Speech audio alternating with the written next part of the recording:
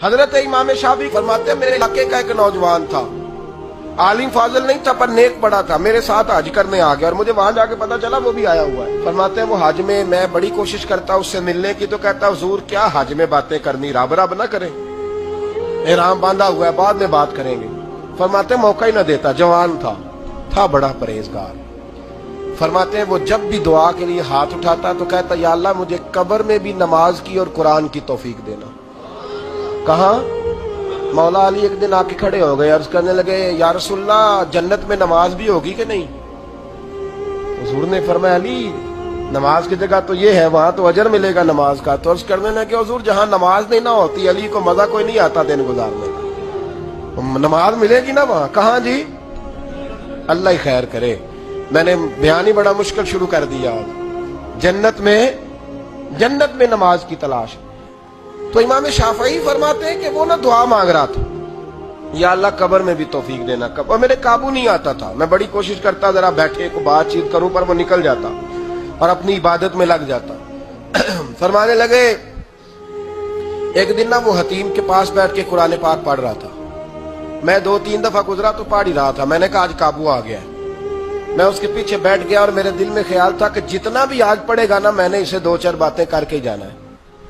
آپ فرماتے ہیں میرے دل میں خیال آیا، اس نے قرآن مجید سمیٹا اور میری طرف دیکھ کے کہنے لگا حضور میں بھی آپ کا انتظار کر رہا تھا، آج میرا بھی دل تھا آپ سے ملنے۔ کہتے میں خوش ہو گیا، لیکن اس نے کمال کر دی، جیب سے چند دینار نکالے اور کہنے لگا حضور آج ظہر کی نماز کے بعد نا میرا انتقال ہو جائے گا، تو یہ نا پیسے رکھ لیں، کفن خرید کے نا تو میرا جنازہ پڑھ کے تو یہاں جنت المعلا میں دفن کر دیں۔ امام صاحب کہتے ہیں میں اگلے لفظ کہنے لگا تھا کہ مجھ پہ سختہ آ گیا، کہنے لگا حضور مہربانی کر دیں کہ آپ میرے علاقے کے، میں چپ کر گیا۔ ظہر کی نماز میں نے دوبارہ اس جگہ پڑھی تو میرے ساتھ صف میں موجود تھا، فرض بھی اکٹھے پڑھے، سنتیں بھی اکٹھی پڑھی، نفل پڑھ کے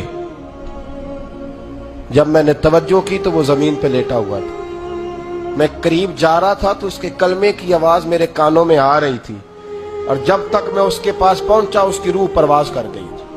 عرش فرشتے بانگاں ملیاں، مکے پہ گئی شور، بلے شاہ ایسا نہیں ہوں مردہ، اتنے مر گیا ہی کوئی ہور۔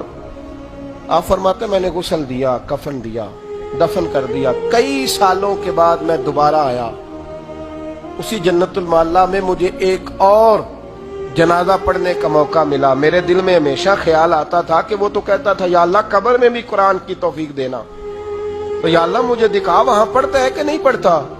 تو امام صاحب فرماتے ہیں وہ میرے دل میں بات تھی، اللہ نے موقع دیا، میں دوبارہ جنازے میں گیا تو جو قبر کھودی گئی وہ اس کی قبر کے بالکل ساتھ تھی۔ اچانک میری نظر پڑی تو قبر کی دیوار گر گئی، لوگ پریشان ہو گئے، کہنے لگے آپ عالم ہیں اب آپ بتائیں کیا کرنا ہے؟ تو کہتا ہے میں نے جھانک کے ذرا آگے دیکھا تو اندر بیٹھ کے قرآن پاک پڑھ رہا تھا، تو میری طرف دیکھ کے کہنے لگا السلام علیکم امام صاحب یہ دیوار شیوار کوئی نہیں گری، یہ اللہ نے آپ کی دعا قبول کر لی ہے، آپ کو پتہ چل گیا نا رب نے مجھے قبر میں بھی قرآن پڑھنے کی توفیق عطا فرمائی۔ سمجھ آ گئی نا آپ کو؟ فرمانے لگے اب دیوار بند کر دو اور مہربانی کرنا دوسروں کو نہ بلانا۔ میں ٹھیک ہو گیا، آپ کی دعا قبول ہو گئی۔ بھائی قرآن پاک سے دلچسپی شوق پیدا کرے، ذوق، یار کچھ نہ ہو سکے تو اسے دن میں ایک دفعہ چوم کے سینے سے تو لگایا کرو، اس میں ہی بڑا ذائقہ ہے، اس میں ہی بڑا لطف ہے، کبھی اس سے پیار تو کر کے دیکھو۔ یہ اللہ کی کتاب ہے اور اس کا ایک ایک حرف وہ ہے جس کی تشریح مدینے کے چاند نے بیان